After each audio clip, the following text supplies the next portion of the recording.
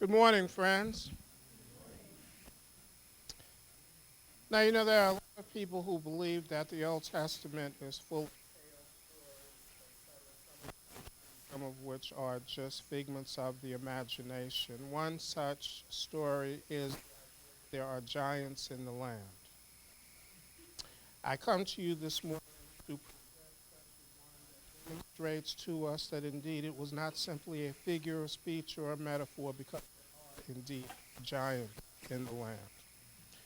It is my distinct honor and privilege to speak a word of introduction for such a one who stands as one of Garrett's greatest treasures and one whom I count as a dear friend.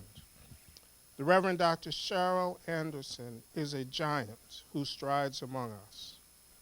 Her work, which brings the best of biblical scholarship to bear on the plague still ravaging much of our world, known as HIV/AIDS, has been groundbreaking and revelatory. Beyond her international notoriety, Dr. Anderson has been an inspiration to an entire generation of womanist biblical scholars through the excellence and transformative body of scholarship which she has produced, and through her ready mentoring of both junior and potential colleagues. The oeuvre of her work has emerged from the happy coincidence of her training in law and Old Testament studies. She holds a JD from the Wayne State School of Law and a PhD from Vanderbilt University. She takes these backgrounds to interrogate the ways that laws read into, through, and back onto the biblical text, and how they can be the most dangerous weapons used by racially composed heteronormative regimes of knowledge and politics to bring about destruction and ruin to black peoples the world over. A destruction, by the way, which many are all too happy to be complicit in visiting upon their own communities. This work, which brings both critiques and offers insights to how the Bible is read to bring death or to bring life to black communities and deliverance for sin-complicit patriarchal and white communities, has shaped her prodigious scholarly production, which includes many manuscripts, chapters, and peer review articles, along with many presentations the world over. Beyond the mention of her range and well-received scholarship, or more likely because of it, it is important to note that she stands as one of the very first black full professors of Hebrew Bible on this planet we call Earth. So it is with no small amount of awe and deep humility that I present to you the Reverend Dr. Cheryl Anderson as she presents her sabbatical lecture entitled, "What About Females? The Continuing Challenges of the HIV/AIDS Pandemic." Dr. Anderson.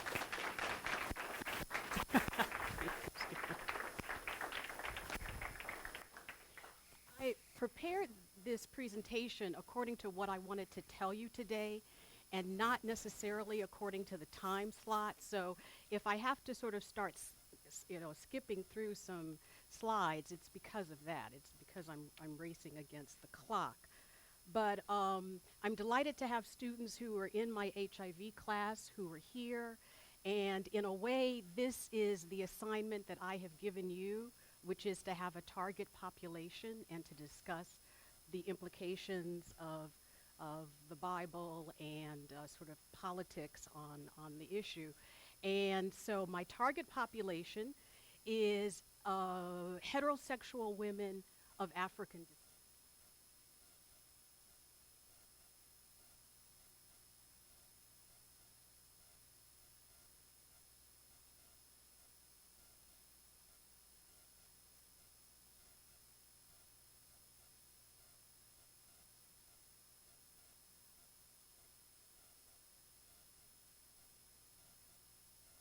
Doesn't affect them in the same way. I wanted this to be a womanist presentation because I don't think that very often you hear the Black female perspective. Black women are spoken about, they're spoken to, but we rarely get to speak our own reality. And I couldn't start out any better way than to read something from The Color Purple by Alice Walker. As you know, the word womanism and womanist thought, womanist biblical interpretation, womanist theology, comes from a definition that she had, that she developed. And this is from The Color Purple. And I've read it many times, but I read it recently, and there's a particular paragraph that really struck me. And this is a conversation between Celie and Shug, two women who are in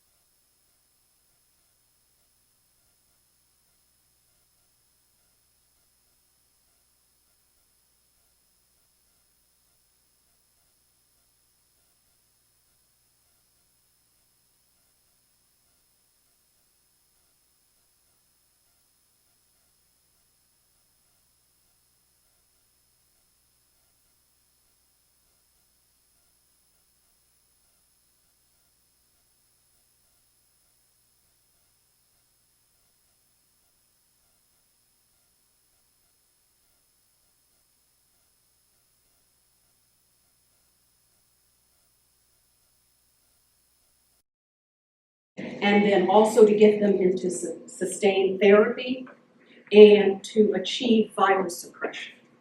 The goal for that is that viral suppression means that it can't be spread. So 90-90-90 is the goal, and as of the end of 2014 in the African American community here in the United States, it was 70-50-50. And what I'm very afraid of is that that's actually the high water mark, because healthcare is in disarray in terms of what's going to happen. And people of African descent are always especially vulnerable if there's any kind of pullback from government support. So it may not, so those numbers may not ever be this good again. I wanted to say, by the way, I just realized that I meant to thank the school and Laline and to Elise in particular for research support to do this work in South Africa, and you'll see towards the end of the presentation, Cuba and Brazil as well. Because even my parents, when they see my Facebook posts from all of these intriguing places, they always go, "And you're working?" So thank you for believing that I really was working. I went there, and I hope this presentation shows you what I learned as I did this. So the sort of key to HIV prevention work, because that's what I'm working on. How can we prevent new infections? This is 100% preventable infection. That's why I find it so intriguing. Why are there still 1,000 people a day in South Africa who are being infected? Why is there someone every 10 minutes here in the US when it's totally preventable? So the US strategy internationally has been the PEPFAR program that President Bush started. You can see some of the impressive statistics of how many people have been reached through that program, but there's a major flaw in it. And that is, it was a lot of the initiative came from conservative evangelicals. So Franklin Graham, Rick and Kay Warren of Saddleback, and so they attached a very strong sort of traditional heteronormative value system to it. And in a way, it's very logical, because if this is a disease that's sexually transmitted, then just don't have sex. It's logical. But it's very impractical. And that's not how people live. And there were cultural dynamics that worked against it ever working. But it held to this, and something like, oh golly, a third of the money had to go to abstinence-only programs. Forgetting, by the way, that females almost never determine when they have sex. It's because of the gender dynamics, which I'll talk a little bit more about in a moment. So it's A, B, C. C, for using a condom, it became a verb, condomize. And in Uganda, for instance, as the conservative evangelical impulse grew greater, that C was actually dropped. Because it's like, we can just stand strong in the Lord and we can abstain. And what happened is that rates went back up. So that even today, Uganda has one of the highest rates in the world. But at any rate, this is what was used. Now, one very basic fact about HIV is that there are basically two different dynamics that go on with it. There's one in sub-Saharan Africa, which is heterosexually transmitted, and then the one that's in all of the Americas, whether it's North, Central, or South, and it's primarily men who have sex with men. So they're two different diseases, basically. And what happened is that African American pastors were really embarrassed when they started realizing how bad the statistics were here. So they said, let's do what they did in Africa. Well, obviously that's not gonna work, because this is a heteronormative standard, right? And it's primarily men who have sex with men in the United States. So I was furious. I was at a conference when this was adopted, and I went up to the head of the organization and I said, people are gonna die because of this. It doesn't work in Africa, number one. And number two, it's really not gonna work here because our population is different. And I ended up, she got up in my face back and wasn't very happy with what I said. And the next day I went back and I apologized to her. And she said, look, I understand what you're saying, but she said, this is progress. She said, I got 3 African-American bishops, because they were the 3 Methodist denominations, the bishops were at that conference. She said, I got 3 black bishops to say the word condom. This is progress. So I mean, but it comes at a cost, as you'll see in a moment.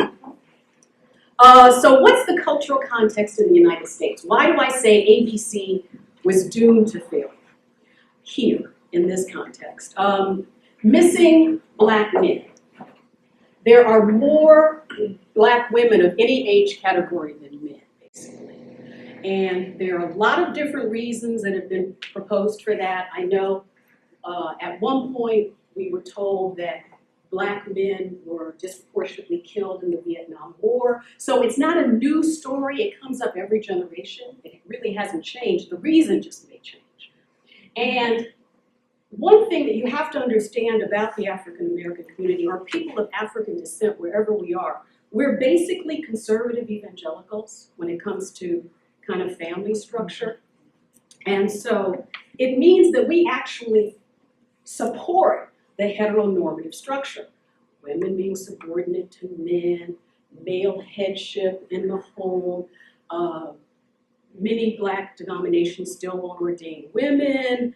And part of it has to do with respectability politics. If we just look like this sort of heteronormative goal, then we'll be more accepted. It obviously doesn't work, but that's kind of that idea of respectability politics. So what that means is whenever you have fewer men than women, then the issue becomes who marries black women, right? Because even when you think of interracial relationships, black-white, it's usually a black man with a white woman. It's not the other way around. So there's a problem there. And I do work with a number of LGBTQ organizations, and one of them did a focus group in Cote d'Ivoire, and I happen to be West African. I was really interested in that because I had been a Peace Corps volunteer. And so this was a focus group just to kind of get an idea of what attitudes were towards homosexuality and so forth. And they also, the idea was to sort of, think about marriage equality. And there was a woman in the group, as I heard this report, who said, we've just come out of a 10-year civil war where we lost many of our men, and now you want them to be able to marry each other. So, I mean, that's you can see, I mean, part of it, I mean, I haven't been told this, but I've heard from other activists that black women have said to them that a gay husband is better than no husband at all. So you can see where these tensions kind of coalesce around this issue. So not only is there just this issue of missing men, but there's also mass incarceration. I don't think people really take into account the impact on a community where so many young black men are in prison. Also, underemployment or unemployment. Whatever the national rate is for the black community, it's always twice that. And if you're young and black, it's 3 or 4 times that. So what does that mean when the heteronormative model is that the man is supposed to be the provider? How do you do that if you don't have a job? And we find that as unemployment rates go up, marriage rates go down. And I was really angered by an article this week that now that it's happening to white people, this study said, oh, we're finding that unemployment, when it goes up, marriage goes down. It's like, talk to black folks. We knew that generations ago. Okay, but that's now a new insight. There are several of us here who have had contact with Seth Mokatimi Methodist Seminary in South Africa, and one day in one of the classes that I taught for 3 years, I taught an intro segment in their orientation, and a student was telling me about an expression that was there, and this has to do with eligible black men and how rare they can seem to be. And she said, there's an expression we have here. Have you heard it? Where a woman says she's looking for a BMW. And she said, what do you think that means? And I said, she's looking for a car? And she said, no, it means she's looking for a black man who's working. So I mean, this is the kind of thing that kind of happens. All right, what are some national dynamics that also shed light on this situation? One is we know statistically that People begin to have sex at the age of 17, but don't marry until they're 28. So we're being really unrealistic if we think that people abstain from sex until they get married, because there's this whole long gap. And for African American young people, we start earlier and we get married later. So that gap is even longer. There are increasing rates of unwed mothers. Nationally, 40% of all babies are born to unwed women. In the Black community, it's close to 80%. Now, whenever there's a conservative administration, they always want to find ways and fund ways to tell Black women that they ought to get married. And what I hope you hear, what I'm saying in here, is the fact that we already know that. And if you want to see higher marriage rates, you've got to stop the mass incarceration. You've got to increase employment. I mean, it's not going to help to just shame us for having children out of wedlock. So what are some other dynamics? These are really interesting. I mean, just sort of societal shifts, where in 2014, there were more single adults than married ones, just over 50% compared to 22% in 1950. Being single is actually the norm now, is more of the norm than being married.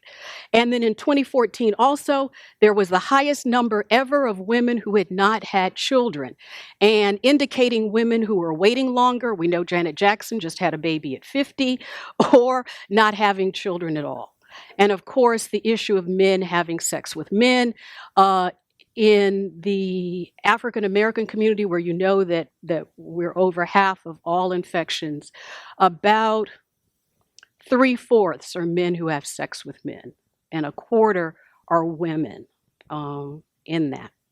So it's not that I'm just advocating for a free-for-all in all of this, but I am saying that ABC doesn't work. And so what I'm proposing is I care instead of ABC, and it's intimacy, community, authenticity, responsibility, and expectation of accountability that I think would help us more. So let's talk a little bit more about gender. The Gospel Coalition and the idea of complementary gender norms is big now. When I was in Brazil in August, I gave a lecture where I talked about poverty the first day. That was well received. I talked about gender and homosexuality on the second day, and the controversial issue, even though I had been warned that homosexuality would be the more controversial issue, it was actually gender that was more controversial.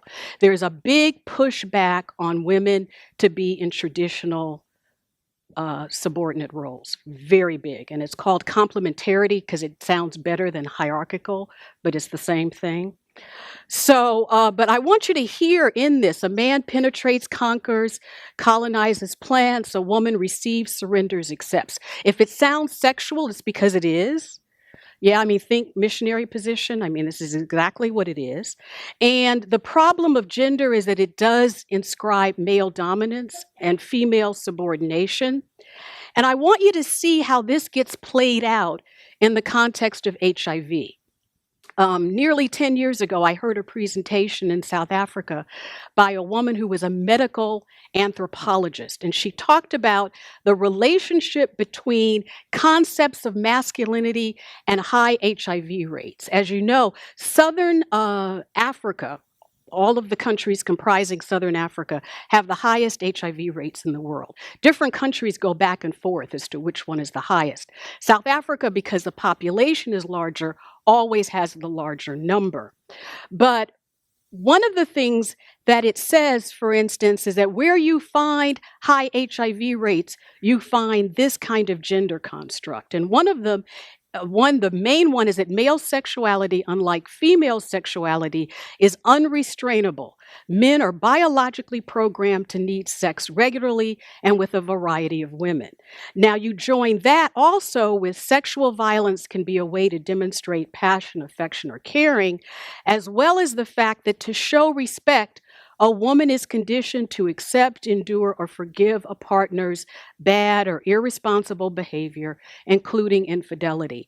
Globally, marriage is a risk factor for women in HIV. And it's because culturally it's usually accepted that he that he might have sex outside of the marriage. So again, with that traditional heteronormativity that you'll be safe if you get married is upended in the case of HIV because it actually puts women at risk. So, with this idea of toxic masculinity that contributes to HIV, African scholars and some really dynamic men have done work on redemptive masculinities, having to rethink what it means to be a man.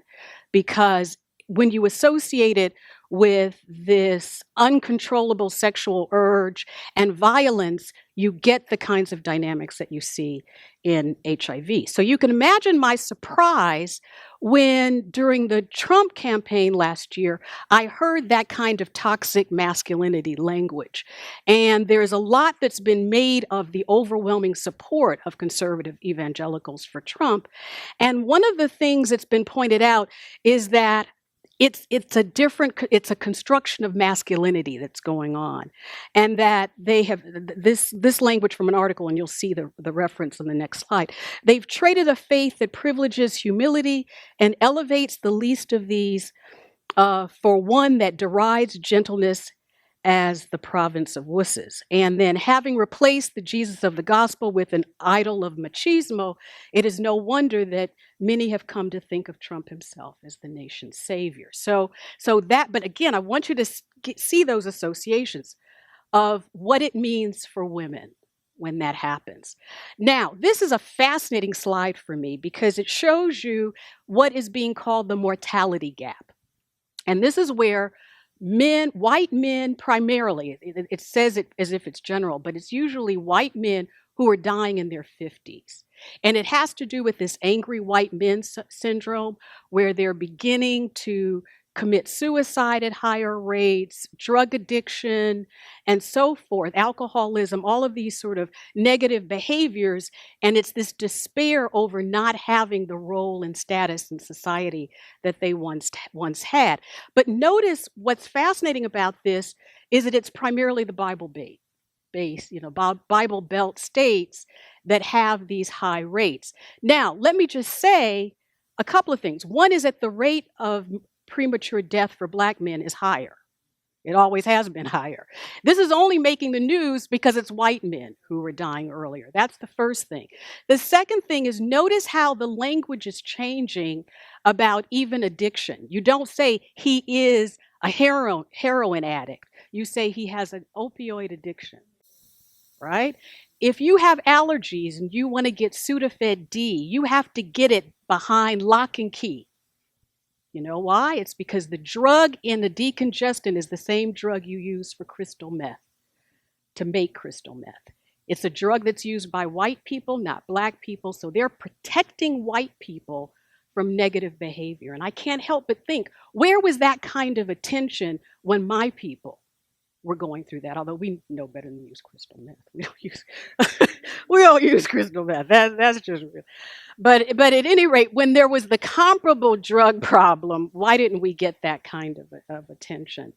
Also, and this I just learned recently, if you have an opioid addiction, there's an injection that you can get once a month to stop the cravings. It's $1,000, but it can stop it. It's covered by insurance, but then look at who has insurance or who doesn't have insurance in this country. So again, we only exhibit compassion when it affects the white population, and that still leaves us out. So what's the other problem with that kind of construction of masculinity? Violence against women. The first time I saw that statistic, I thought, if you look at the number of troops killed in Iraq and Afghanistan, it's about 6,500, but the number of women who were murdered by current or former male partners is almost twice that much. Why isn't this a national issue? Why aren't the churches talking about it? It averages out to 3 women a day in this country are killed by an intimate partner, so-called intimate partner. And then I guess the other question for me is, how do you convince women that ISIS is a bigger threat to their safety? I mean, I just really want to, how do you do that? When the person, they're probably far more likely to die at the hands of the person they're sleeping with. You know, it just really I don't quite understand that. But look at that same pattern. See how similar it is? Bible Belt states. I was looking at that, and if I spoke to a woman about, and she said she's going to get married, I'd ask, which state is he from? You know, because I mean, there's certain states where you don't want anybody from those states because you're far more likely to live. So, but again, violence against women has been the driving issue, even in my PhD program. How do we normalize this kind of violence against women? And notice, I'm not talking about rape. Look them up. You can Google them in a few minutes. The statistics for rape, for battering. I mean, women are under constant assault, and it's never seen as a theological problem, and women don't even see it as a theological problem. That's what I don't get. It's like, how do we do this? So related to this, when you get violence that's connected to identity and to monitoring gender roles, we've got to talk about transgender females because the rates for them are quite high. And you can see that it's the convergence of identity and orientation where to monitor them, to keep them in place, to police them, you have to use this extravagant violence. And I think for heterosexual women, the issue is, why is violence used so pervasively? You know, I always keep thinking, if you got to use this much violence, it really can't be a natural identity. If it were natural, people would fall into them naturally, but they don't. You have to be policed to do that. And of course, the issue of homosexuality. And what I want to argue here is that heterosexual women aren't going to be able to fully use their gifts and talents for the nation and for the church until homosexuality is accepted, because it's exactly the same gender paradigm. The gender paradigm is that men can never be always have to be dominant, can never be subordinate, and women always have to be subordinate and can never be dominant. And that's at that crux is where you get the condemnation of homosexuality. And it's counterintuitive that heterosexual women need to support and affirm homosexuality because, again, you're taking away men who could marry us, So it's counterintuitive, but because of the way gender gets constructed as this hierarchy, it really would, in fact, be to our advantage. Now, I'm not going to take the time to go through the biblical passages because there are good resources that do that. I do work with the Reformation Project, an LGBTQ inclusion organization, and they have a really good, very easy to read resources. So if you want to find out more about the clobber passages, this is a good resource to use. As a biblical scholar, what I want to do is two things here. I want to show you how I see the connections between the way primarily heterosexual women and especially gay men are treated. That if you're affirming the subordination of women, and especially as we see it in a rape culture, and this is a rape culture where we normalize it, we don't critique it. Think of how the issues of what happens to a woman's body when she's raped. Does she get pregnant? I mean, and to me that's insane. Can't we just train men not to rape women? I mean, I never get why what happens to her body becomes the political issue. But then the subordination of, again, think gay men here, and then violence against one group also is related to violence against women. I realized that relationship when I first started hearing about Uganda, when I was still spending time in South Africa. And I was hearing how with the rise of conservative evangelicalism, that what was happening was that there was a woman who was in parliament and her husband divorced her because he said a woman should be at home and shouldn't be in parliament. And so I started hearing about men at university wouldn't date the women at the university. They would go back and get a young woman from the village. I started hearing about all of this stuff about the subordination of women. So I wasn't surprised when that very virulent anti-gay bill was passed because the ground had already been sown on the subordination of women. So that there's a connection there that we have to really begin to address. Here's the other piece as a biblical scholar, and that is that the Bible can be interpreted differently. If I had to think of a difference, is that that I encounter every year in my intro class, it's that people think that the Bible is a continuous narrative that has no contradictions. So you can just pick up one verse and that's it. You know, the Bible's crystal clear. But that's actually not what the Bible is. It's an anthology. It's like looking at an encyclopedia that has different entries and different types of information. And they're contradictions because they reflect writings in different times and different places. So once you know that, then you know that if you look at any one verse, you have to then sort of think, well, where's the other side of that? Where's the other tradition?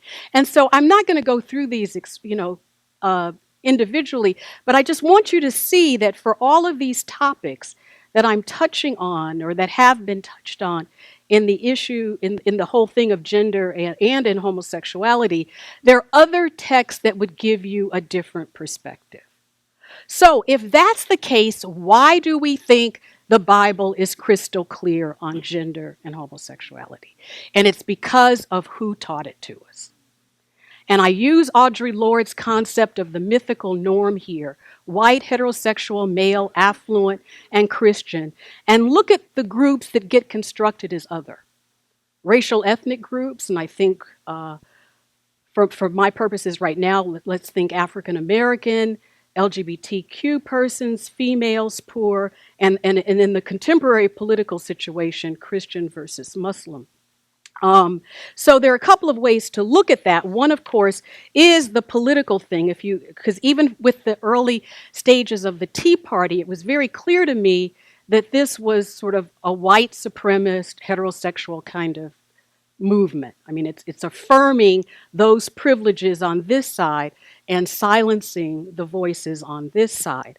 But it's also a faith perspective because this is the group who gets to tell us what the Bible says, right? That's what it is, because the Bible can be read differently. Now, for my purposes for HIV, what's fascinating about this is that all of the groups on this side, except for this one, but all of the groups in this side, in terms of the U.S., were disproportionately impacted by HIV. But we're not the ones who get to set the policy. We're not the ones who get to say what a compassionate Christian response would be to HIV prevention. And I've gotten to the point where I don't really blame Franklin Graham and some of the others who set up the ABC thing. I'm beginning to think now, what is it that allows us to accept it? Because it's a lethal theology for us. So I have some final thoughts. I loved Isabel Wilkerson's book, The Warmth of Other Suns, and her preface is a poem from Richard Wright, and part of it is, I was leaving the South to fling myself into the unknown, respond to the warmth of other suns, and perhaps to bloom. So what are some of the other suns that African American Christians might be able to investigate? And so these are sort of my learnings from all of this. One is that HIV is a social justice issue. And I use the work of Paul Farmer with Partners in Health. He does extensive work in Haiti. And he realized that people who are poor also tend to be sick.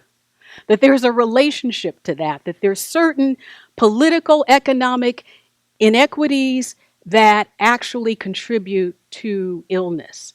And so he called those inequities structural violence. And so I use that in the article that I have published in this book, where I look again at Genesis 19 and Judges 19 and talk about how they create, the ways in which they are interpreted, create gender disparities that contribute to the spread of HIV. The other thing I've learned is that first of all, I was beginning to get discouraged because South Africa and the United States continue to have such high rates of infection. It's like, I got to go someplace where they really did a good job with prevention. And the two countries that have done the best job are Cuba and Brazil. And one is that, and so these are what I've learned, these are the points that I've learned from that. One is, you got to admit that people have sex, and not just for procreation. And I've decided that just once in my life before I die, I want to hear a black male pastor say publicly, yeah, we have sex. And I want him to say it with an attitude, like, yeah, why'd you ever think otherwise? You know, I mean, I'm so sick of this idea that of the respectability politics where we don't want to admit that we're human because it's killing us. The other one is that in both countries, healthcare is a human right. You have to be able to see that my health is dependent on your health. And I want to make sure you get it. The other big thing is that neither country had PEPFAR funds. So they were never subject to that ABC rule because it doesn't work. So along the lines of having to admit that people have sex, it means really seeing a role for the erotic. And once again, Audre Lorde helped me out here, and she has a very beautiful discussion of the power of the erotic, which is not directly sexual at all. It's actually an internal sense of satisfaction that helps us. It's almost as if it's a kind of benchmark that we can use to evaluate things around us. And she says the erotic is the life force of women, our creative energy empowered that we are reclaiming.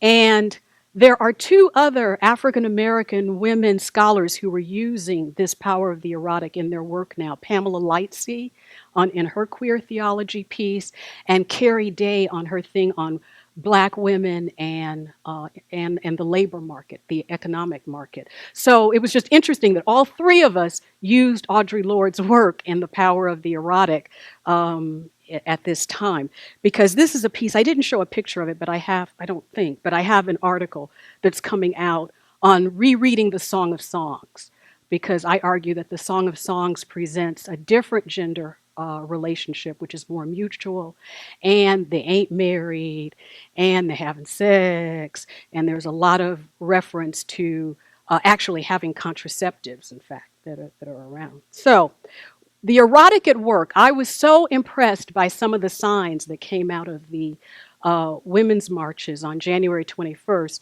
and Black women overwhelmingly voted against Trump. And again, think it's counterintuitive, because you would think that with the very traditional heteronormative emphasis that we would have bought into it. But Black women didn't. White women did. Conservative evangelicals did. Black women didn't. And I'm just fascinated by that. What was it that Black women were able to pick up on? And the only thing I can think of is that there's a Black folk expression, God don't like ugly. God don't like ugly. And his behavior was so ugly that whereas other people would say, well, I wish he hadn't said it, or boys will be boys, Black women said, this can't be of God. These very religious, conservative evangelical Black women said no. And I love the one that said, Black women tried to save y'all. 94%, we voted against him. So I think, to me, that's the power of the erotic at work, where you know something just doesn't feel right. And I know they had Black male pastors who were telling them something different. But their internal sense was like, nah, this ain't right. So one of the other things, so what would the world look like for Black women in all of this? And I also do work with some reproductive justice groups. And this is one of the things to look at, where A woman should be trusted to make decisions about whether or not to have a child. If she decides to have children, she should be trusted to make decisions about how many and when to have them. And a parent raising a child, whether biological or adopted, should be able to raise that child in safety and with adequate resources. And reproductive justice means that all people and communities should have the social, spiritual, economic, and political means to experience the sacred gift of sexuality with health and wholeness. I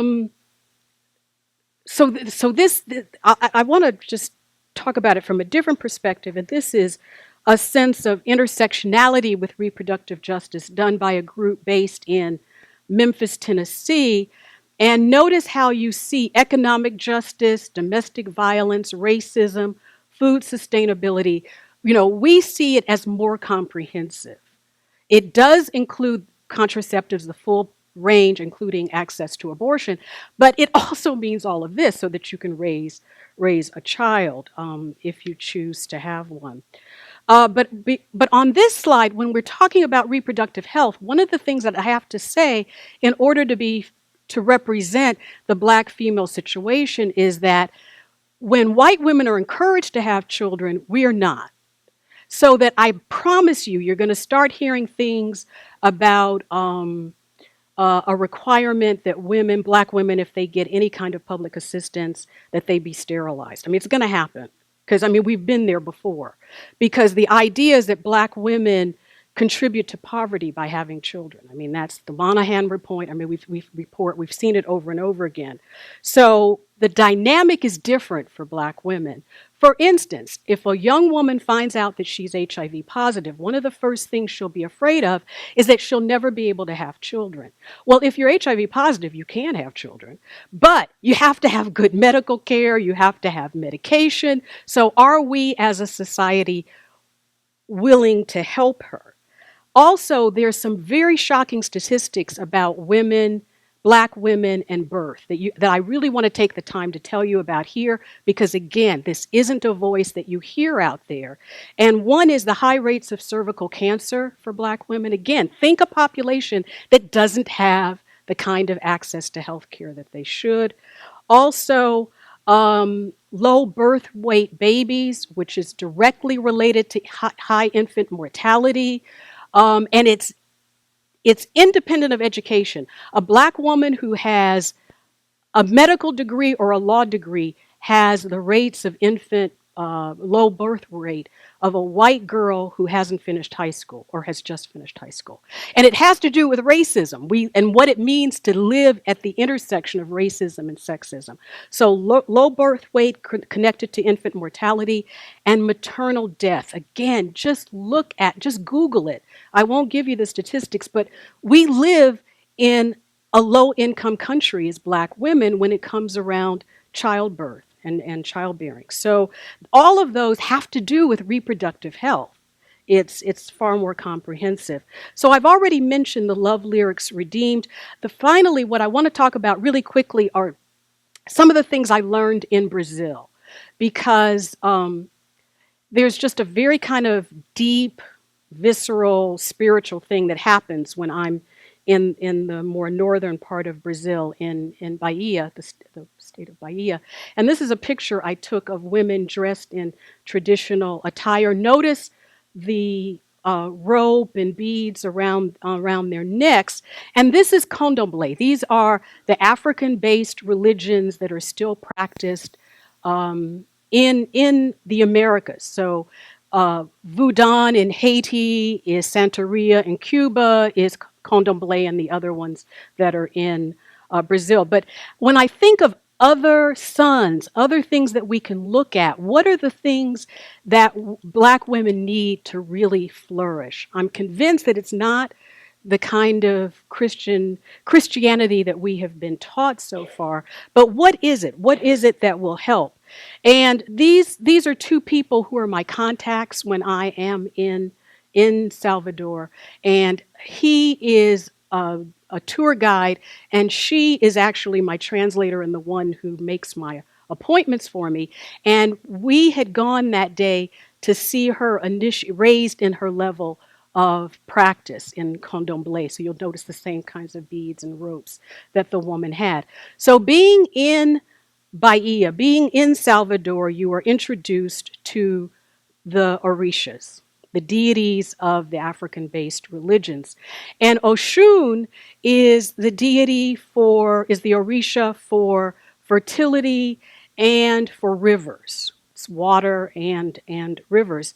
And people, so these are just two different depictions of Oshun that I picked up online. But notice this, Beyonce at the Grammys. And there was a social media blew up about whether this was appropriation. And I agree with those who say this is who she is. She's Creole. Voudon from Haiti is the same as Santeria, as Candomblé. And it reminds me, again, not to give up on Christianity. That's not what I'm talking about.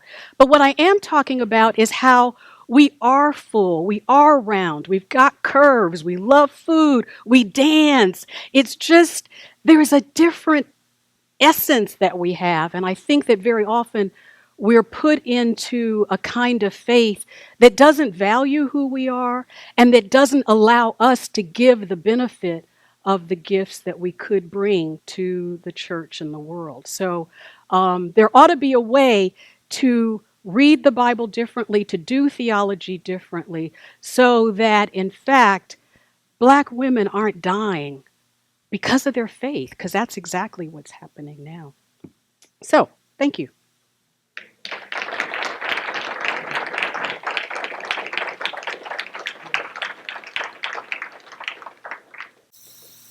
Thank you, Dr.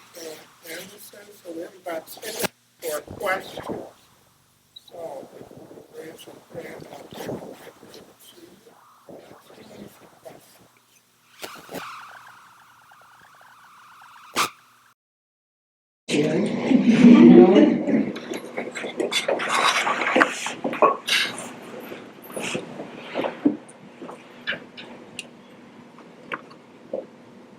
Thank you, Dr. Anderson, for a very informative presentation.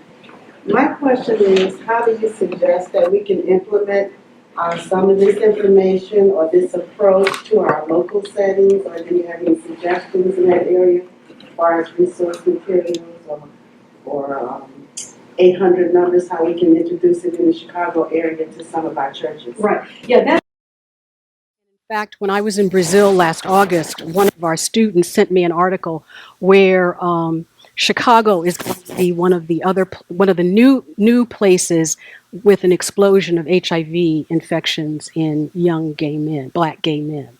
So we really need it. I mean, the statistics are such that Black youth are twice as likely, have a rate of infections that's twice as high as young white gay men. So it's not that they're young, it's not that they're gay, it's that they're Black. There's something about being Black in this configuration that makes them far more likely to get infections. So what I would think, first of all, and what I've started doing with some of my workshops, is just putting ABC up there and asking people, why doesn't it work?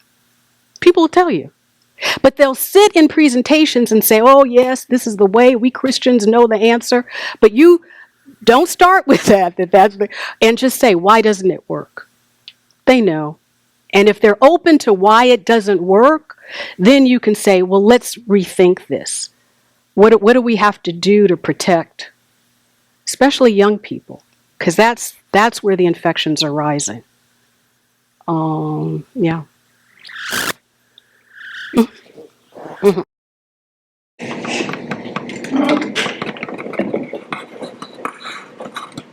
You know I always have questions. I was thinking as you were talking about, particularly when you were talking about rollbacks in healthcare that could be coming, I was thinking about the experience in the gay male community of the availability just in the last couple of years of pre-exposure prophylaxis. Yeah. And, one of these is PrEP. okay, and the need for people who have sex, because they're people, to have access to effective contraception, and condoms are great, and they're also not the most effective thing out there. And how do we start to advocate for more access to to resources like basic health care that provides people with a pill that if they take every day prevents HIV 99% of the time. And we just don't want to pay for it as a society. Yeah. That's the question we're going to be struggling with the new administration. What do you do? And as I said, it's short-sighted. HIV never, never, never remains limited to any one segment of the population. Never. So it's incumbent upon everybody to work to get those viral loads suppressed. But if people still think in this sort of punishment model where no, it's your responsibility, then it won't work. So it does mean letting people understand just the basic biology of HIV and how it's never ever contained in any one population.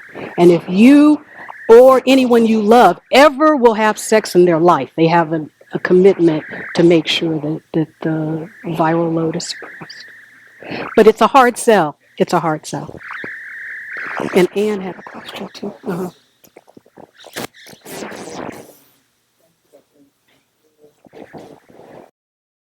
So the church has tacitly agreed that a rape culture is acceptable.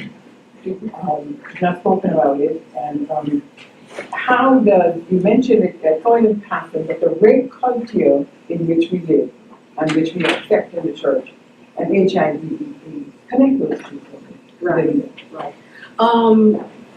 Women who are subjected to violence, especially in the form of rape, are more likely, statistically, to contract HIV.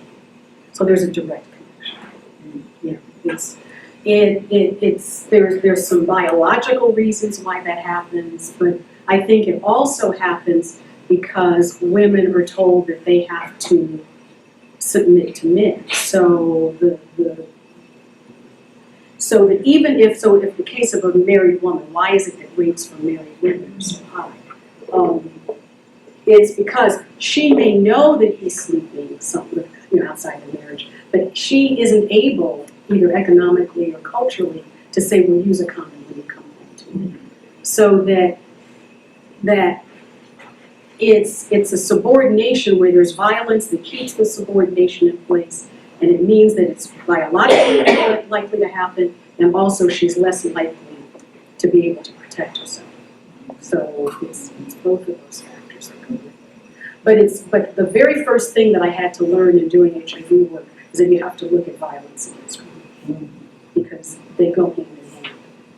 And as I said, with those characteristics for masculinity, violence becomes one of them. And once that happens, it's very hard to separate violence from nature. Thank you so much for this presentation. I tend to be overly pessimistic in some ways, so throughout your presentation, I was thinking that, this kind of endemic violence is a form of state-sanctioned violence, a kind of biopolitical management of life, right? And so this is a state-sanctioned violence, taking of life, a slow violence, a slow death for a certain population among us. And given that, there will be no resources coming forward. And so what are the counter moves that the church can offer? Is there a room for church? I mean, how do we provide these resources if it means coming out of our own pockets? It's something that we have to do, because certainly in this perspective from this presentation, I have no doubt it is not going to come from the state, because this is the state's way of controlling population. Right. I struggle with that all of the time because I just know that it doesn't have to be this way. And I also know that the church is basically silent on this. But trying to think, what would be my hope in this? And I think my hope is that, especially people of African descent, come to realize that the theology and biblical interpretation that they've been taught really are not good for their well-being. And I've had to struggle because I work with congregationally based or community-based groups a lot. And so I always have to think, how can I translate this in a way that they'll understand it? And most recently, I've been thinking, explain it this way. Explain it that because most people of African descent learned Christianity in one of two ways, either slavery or colonialism. Either way. And either way, they didn't have that social justice element. So what that means is when I talk to groups, what I hope to say, I haven't actually done it yet to know what the reaction would be, is think about it. To Black people, say, think to yourself, if someone tells you anything about being a Christian means X, Y, and Z, ask yourself, is this something that could have been told to you when you were a slave? Is this something that could have been told to you while this was still a colony? And if it is, it's not meant for you to flourish. My hope right now is it's going to have to come from people of African descent themselves, because it's very clear that white people will let us die. It's very clear. In Guatemala, where I am, the adult infection rate is up to 40%. It's just unconscionable that that's been allowed. But at a certain point, we have to be able to say, no, you've got to be able to distribute condoms. You've got to use PrEP. You know, those are the kinds of things that have to happen. But as long as we have a theology that's telling us that God is punishing us because we're promiscuous or because we're in same-sex relationships, we will continue to die. People ask me if I'm going to write a book out of this, and I don't really feel led to write a book out of this. But one of the things that if I kind of toy with having a book, it would be crying out to the Lord. Because people tend to miss that in the Exodus narrative, God only responds when they first cry out. And we're in a situation where Black people are dying, but we're not crying out because we have an understanding of God that tells us that God is punishing us because of what we do, not taking into account all of the kinds of cultural and gender disparities and things that actually require some of that behavior. So I don't know. As I said, I'm not hopeful that mythical norm is going to change. And mythical norm only changes when it's people who look like them who are affected. And as long as that's the case, I have no hope that that's going to change. It's going to have to change from the people who are dying, the people who are disproportionately impacted. Okay. Yeah.